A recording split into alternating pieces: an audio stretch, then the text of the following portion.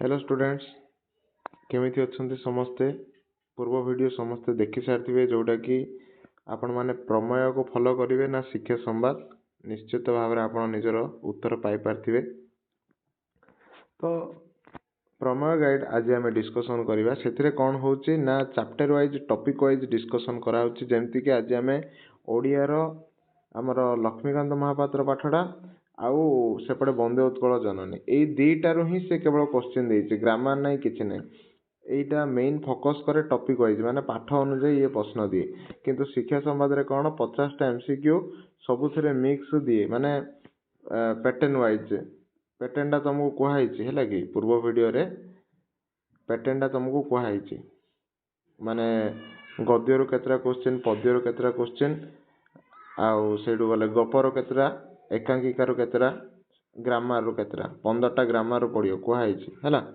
तो एथिरे सेमति किछि नै सब क्वेश्चन पाठ रो आसीबो तमरो जदी वर्ष सारा किछि पढि न एई सीरीज टा को फॉलो करो निश्चित भाबे तुमको रिजल्ट देखा जिवो कारण सब भलो भलो क्वेश्चन एथिरे डिस्कशन करा हैछि सेटा भी टॉपिक वाइज। तो प्रथम क्वेश्चन देखिबा कांत कवि लक्ष्मीकांत महापात्र केउ मसीहारे जन्म ग्रहण करथिले केउ मसीहारे जन्म ग्रहण करथिले 1888 मसीहारे जन्म ग्रहण करथिले।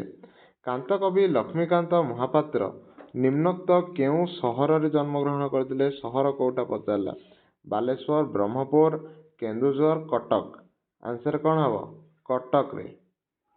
कांत कवि लक्ष्मीकांतଙ୍କ पैतृक ग्रामर नाम कोन तांकर माने जन्म होइथिया ग्राम बा तांकर पिताଙ୍କ ग्रामर नाम कोन तालपदा बाखरबाद कंटापड़ा सुंदरपदा आंसर कोन हबो तालपदा ग्राम हला कटक रो तालपदा।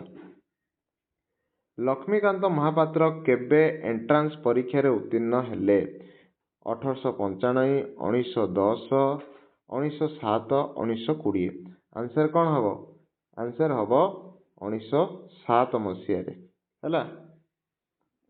निम्नोक्त किए कांत कविଙ୍କ पत्नी थिले माने तांको पत्नीଙ୍କ नाम कोन तरुलता लवंगलता चारुलता पुष्पलता। तो तुम माने जे एई आइडिया रे थिवो शेष रे लता लागुची सी एठी फसिबो चारटा जागा ऑप्शन रे लता लता देइची तो तुमको पूरा मन रखिया पड़ियो आंसर कोन हबो लवंग लता हला। कांची कावेरी नाटक रे भद्रा और भिकारुणी भूमिका रे अभिनय करिबा सहित अन्य केउ भूमिका रे अवतीर्ण होई लक्ष्मीकांत दर्शक मानको मुग्ध करथिले माने जो कांची कावेरी नाटक होइतिला ताइरे से भद्रा और भिकारुणी रोल तो करथिले ता सहित अन्य केउ रोल करिकि से ऑडियंस को कोन करथिले खुशी कर देइथिले दासी चाकराणी पार्श्वनायिका नर्तकी आंसर कोन हबो नर्तकी। किए मुकुर पत्रिकार संपादक थिले मुकुर पत्रिकार संपादक किए थिले नीलकंठ दास ब्रजसुंदर दास गोपबंधु दास फकीर मोहन सेनापति आंसर कोन हबो ब्रजसुंदर दास। लक्ष्मीकांत एंट्रांस पढ़िबा बेले कविता लिखिबा पई छात्रावास रे कहार श्रद्धाभाजन होइथिले माने से जो कविता लिखुथिले हॉस्टल रे रही से समय रे तांकर से कविता को नहीं किए खुशी होइथिले आचार्य हरिहर लक्ष्मी नारायण साहू विश्वनाथ कर गोपबंधु दास आंसर कोन हबो गोपबंधु दास खुशी होइथिले। लक्ष्मीकांत को केउठारे संबर्धना सभा करा जाई कांत कवि रूप रे घोषणा कराला माने केउठी तांको को कांत कवि रो माने कोन मिलला पद मिलिला भद्रक हाई स्कूल रेभेन्सा महाविद्यालय बालेश्वर जिला school Cuttack academy school answer कोन हबो भद्रक हाई स्कूल। लक्ष्मीकांत महापात्र केबे बीए पास करथिले बा बीए पास कले 1919 1913 1915 1914 आंसर कोन हबो 1913। लक्ष्मीकांत महापात्र काहा ठारू दीक्षा ग्रहण करथिले चिंतामणि महांती पिता भगवत प्रसाद गुरु कोन कुलगुरु बाबाजी रामदास गोपबंधु दास आंसर कोन हबो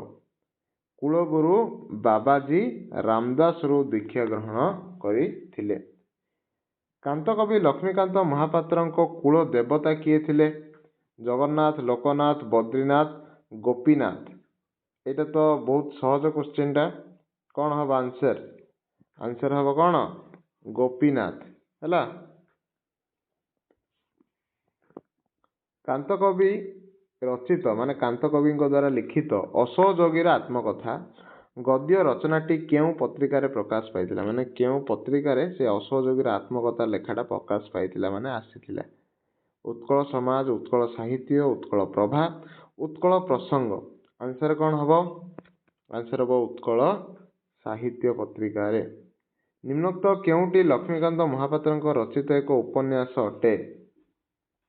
ଉପନ୍ୟାସ କ'ଣ? କଣା ମାମୁଁ। ଜାତୀୟ ସଙ୍ଗୀତ ନାହିଁ, କଟକ ସଫର ବି ନାହିଁ, ଜୀବନ ସଙ୍ଗୀତ ମଧ୍ୟ ନୁହଁ। କଣା ମାମୁଁ ଗୋଟେ ଉପନ୍ୟାସ, ମନେ ରଖ। ତାପରେ କାନ୍ତକବି ଲକ୍ଷ୍ମୀକାନ୍ତ ମହାପାତ୍ର କେବେ ଗୋପୀନାଥ ସଙ୍ଗୀତ ସମାଜ ଗଠନ କଲେ? କେବେ? 1915, 1918, 1921, 1920। ଆନ୍ସର କ'ଣ ହେବ? 1921ରେ ଗଠନ କଲେ। କଳାମାଣିକରେ ଅନୁକରଣରେ ଲକ୍ଷ୍ମୀକାନ୍ତ ମହାପାତ୍ର ଲେଖିଥିବା ଲାଳିକାର ନାମ କ'ଣ? ମାନେ କଳାମାଣିକକୁ ଅନୁକରଣ କରି ଦେଖିକି ହେଲା ସେ ଟାଇପ୍ର ଗୋଟେ ଲେଖାଟେ ଲେଖିଥିଲେ, ତା ନାଁଟା କ'ଣ? ତା ନାଁ ହେଉଛି ଧଳା ମାଣିକରେ। କ'ଣ? ଧଳା ମାଣିକରେ। ନାଟ୍ୟ ସାହିତ୍ୟ ଧାରାରେ ମାନେ ଯେଉଁ ସାହିତ୍ୟରେ ସେ ନାଟ୍ୟ ଲେଖୁଥିଲେ, ଲକ୍ଷ୍ମୀକାନ୍ତ ମହାପାତ୍ର ରଚନା କରିଥିବା ହନୁମନ୍ତର ବସ୍ତ୍ରହରଣକୁ କ'ଣ କୁହାଯାଏ? ଆନ୍ସର କ'ଣ ହେବ? ପ୍ରହସନ। କ'ଣ ହେବ? ପ୍ରହସନ କୁହାଯାଏ। ଲକ୍ଷ୍ମୀକାନ୍ତ ମହାପାତ୍ରଙ୍କ ରଚିତ ଜୀବଜନ୍ତୁ ସମ୍ବନ୍ଧୀୟ ପଦ୍ୟମୟ ଶିଶୁ ସାହିତ୍ୟ କୃତିର ନାମ କ'ଣ? ମାନେ ଲକ୍ଷ୍ମୀକାନ୍ତଙ୍କ ରଚିତ ଜୀବଜନ୍ତୁ ସମ୍ବନ୍ଧୀୟ ମାନେ ଜୀବଜନ୍ତୁକୁ ଏନିମଲକୁ ନେଇକି ହାତୀ, ଘୋଡ଼ା, ବାଘ, ହରିଣକୁ ନେଇକି ଶିଶୁମାନଙ୍କ ପାଇଁ ଗୋଟେ ପଦ୍ୟ ଲେଖୁଥିଲେ, କବିତା ଲେଖୁଥିଲେ, ତାର ନାମ କ'ଣ ବୋଲି ସେ ପଚାରିଲା। ତା ନାଁ ହେଉଛି ଚିଡ଼ିଆଖାନା। କ'ଣ? ଚିଡ଼ିଆଖାନା। କାନ୍ତକବି ରଚିତ ଆଧ୍ୟାତ୍ମବାଦୀ ଗୀତ ଗୁଡ଼ିକର ସଂକଳନର ନାମ କ'ଣ? ସଂକଳନର ନାମ କ'ଣ? ଜୀବନ ସଙ୍ଗୀତ। ହେଲା। କାନ୍ତକବିଙ୍କ ମହାନ କୃତି ଯେଉଁ ବନ୍ଦେ ଉତ୍କଳ ଜନନୀ କେଉଁ କବିତା ସଂକଳନରେ ସ୍ଥାନ ପାଇଛି? କେଉଁ କବିତା ସଂକଳନରେ ସ୍ଥାନ ପାଇଛି? ଆନ୍ସର ହେବ ଜାତୀୟ ସଙ୍ଗୀତ ସଂକଳନ। ହେଲା। ନିମ୍ନୋକ୍ତ କେଉଁ ଗୀତଟି ଓଡ଼ିଶା ସରକାରଙ୍କ ଦ୍ୱାରା 2020 ମସିହାରେ ରାଜ୍ୟ ସଙ୍ଗୀତର ମାନ୍ୟତା ପାଇଲା? ଏଇଟା ସମସ୍ତେ ଜାଣିବା ମଧ୍ୟ ଦରକାର। ଆଉ ଏଇଟା ବହୁତ ଇଜି କ୍ୱେଶ୍ଚିନ୍ଟା। ବନ୍ଦେ ଉତ୍କଳ ଜନନୀ। କେଉଁଟା? ବନ୍ଦେ ଉତ୍କଳ ଜନନୀ। ବୁଢ଼ା ଶଙ୍କାରୀ ଯେଉଁ ଗଳ୍ପ ତାର ଗାଳ୍ପିକର ନାମ କ'ଣ? ମାନେ କିଏ ଲେଖିଛି ବୋଲି ପଚାରିଲା। ଏଇଟା କିଏ ଲେଖିଛନ୍ତି? ଲକ୍ଷ୍ମୀକାନ୍ତ ମହାପାତ୍ର। ପୂର୍ବ ବର୍ଷ ତମେ ପଢ଼ିଥିଲ। ବନ୍ଦେ ଉତ୍କଳ ଜନନୀ କବିତାରେ କାନ୍ତକବି କାହାକୁ ଜନନୀ ବୋଲି କହିଛନ୍ତି? ଅବଭିୟସଲି କାହାକୁ? ଉତ୍କଳକୁ କହିଛନ୍ତି। ଉତ୍କଳ ଜନନୀର ଶରୀରକୁ କିଏ ଧୌତ କରୁଛି? ସମୁଦ୍ର ଧୌତ କରୁଛି। କେଉଁ ବୃକ୍ଷମାନଙ୍କ ଦ୍ୱାରା ଉତ୍କଳର ସମୁଦ୍ର ତଟ ସୁଶୋଭିତ ହେଉଛି? ଆନ୍ସର କ'ଣ ହେବ? ତାଳ ତମାଳ ଗଛ ଦ୍ୱାରା। କାହାର ଶ୍ୟାମଳ ସଭାରେ ଉତ୍କଳ ଜନନୀ ଅଙ୍ଗ ଶୋଭିତ? ଆନ୍ସର କ'ଣ ହେବ? କାହାର ଶ୍ୟାମଳ ସଭାରେ? ଶ୍ୟାମଳ କାହାର ସଭା? ଆନ୍ସର ହେବ ଘଞ୍ଚ ବନଭୂମିର ସଭା। ଘନ ଘନ ବନଭୂମି ରାଜିତ ଅଙ୍ଗେ। ହେଲା। ନୀଳଭୂଧରମାଳା ସାହାଯ୍ୟ ତରଙ୍ଗେ ବୋଲି ଆମେ ପଢ଼ିଛନ୍ତି। ନୀଳଭୂଧରମାଳା ଉତ୍କଳ ଜନନୀ ବକ୍ଷରେ କିଭଳି? ଏବେ କହିଲି ସାହାଯ୍ୟ ତରଙ୍ଗେ। ତ ଆନ୍ସର କ'ଣ ହେବ? ତରଙ୍ଗ ଭଳି।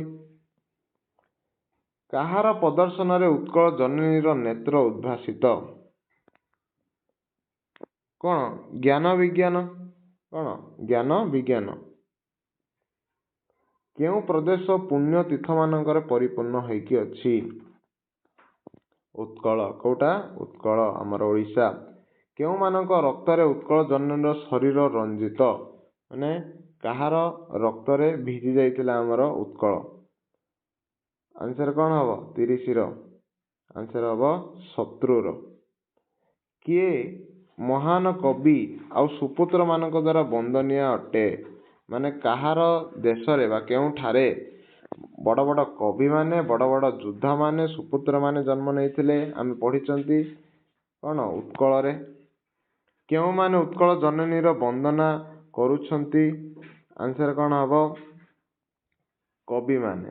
କେଉଁମାନେ? କବିମାନେ। କାନ୍ତ କବି କାହାକୁ ଚିର ଶରଣ ଯାତ୍ରୀ ବୋଲି କହିଛନ୍ତି?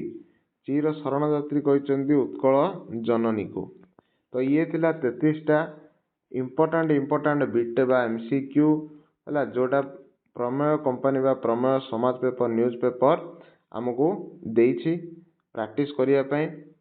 ଏଇଟା ତୁମର ବେସ୍ କ୍ଲିୟର କରିବା ପାଇଁ ଦେଇଛି ଖାସ କରିକି। ତ ଯେଉଁମାନେ ଚାହୁଁଛନ୍ତି ଏହାର ଦୀର୍ଘ ଉତ୍ତରମୂଳକ ମଧ୍ୟ ଡିସ୍କସନ୍ ହଉ, ସେମାନେ ସବସ୍କ୍ରାଇବ୍ କରନ୍ତୁ, ସାଙ୍ଗସାଥିମାନଙ୍କ ସହିତ ସବସ୍କ୍ରାଇବ୍ କରନ୍ତୁ।